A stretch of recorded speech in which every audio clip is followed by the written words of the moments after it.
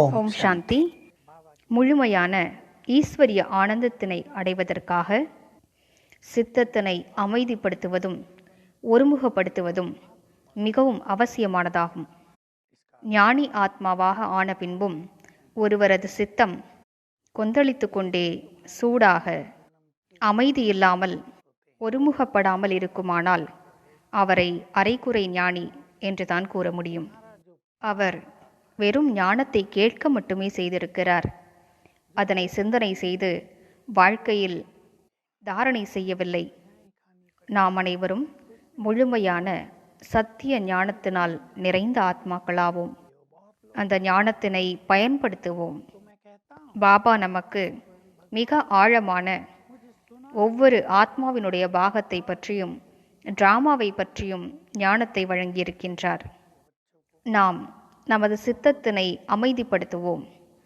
இந்த நாடகத்தில் ஒவ்வொருவருடைய அதிர்ஷ்டமும் தனிப்பட்டதாகும். நாம் யாருக்காகவும் எதையும் செய்யவில்லை. கடந்த காலத்தின் கடுமையான விஷயங்களை நினைவு செய்வதை விட்டுவிடுங்கள்.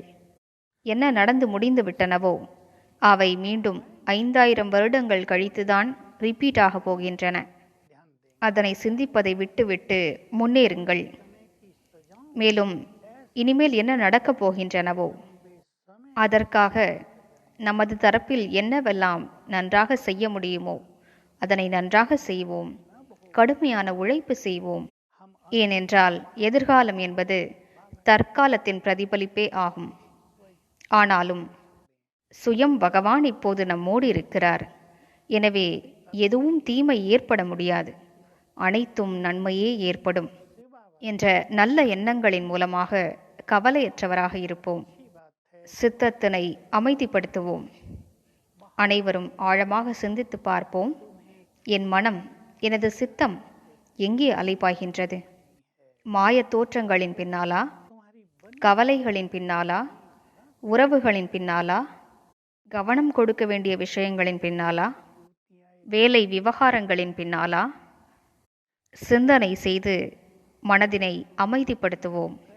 நமது சித்தத்தினை அமைதிப்படுத்துவதற்கான சக்தி நம்மிடமே இருக்கிறது. அதனை பயன்படுத்துவோம்.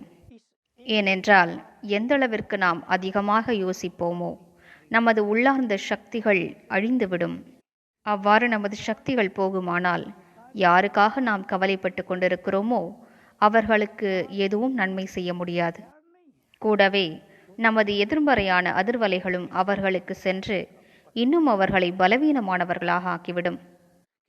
எனவே நாம் நமது சித்தத்தினை அமைதிப்படுத்தி அமைதியின் சக்தியினை மிகவும் அதிகரிக்க வேண்டும். இந்த அமைதி என்பது சக்தியாகும். எந்த அளவிற்கு நம் மனதில் குறைவான எண்ணங்கள் இருக்குமோ அந்த அளவிற்கு நமது சக்தி அதிகரித்து கொண்டே செல்லும்.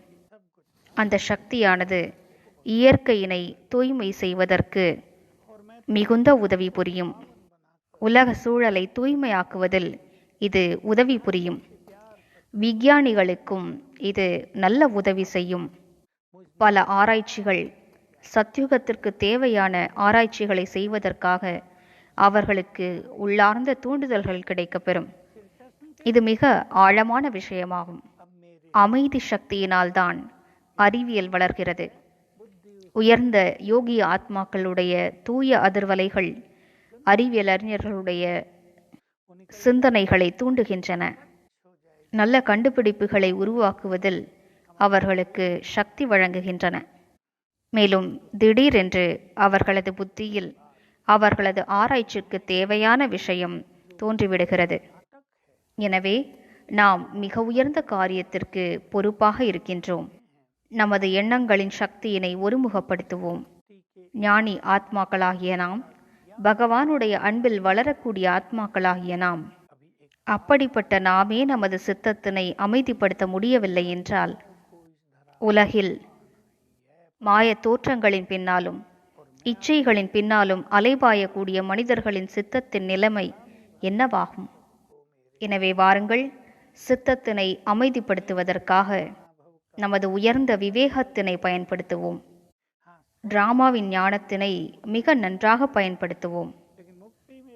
மேலும் இன்று முழு நாளும் டிராமாவின் ஞானத்தினை சிந்தனை செய்து பார்ப்போம்.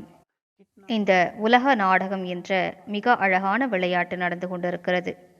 இதில் நாம் ஹீரோ நடிகர்களாவோம். இப்போது இந்த 5000 வருடங்களின் நாடகம் முடிவடைகின்றது. எவ்வாறு இந்த உலக நாடகத்தில் அனைத்து ஆத்மாக்களும் தத்தமது பாகத்தினை நடித்து கொண்டிருக்கிறார்கள்.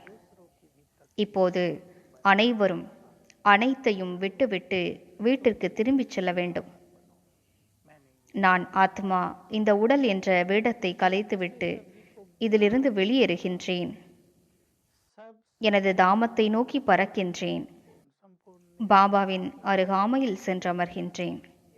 இதனை மீண்டும் மீண்டும் பயிற்சி செய்வோம். ஓம் சாந்தி.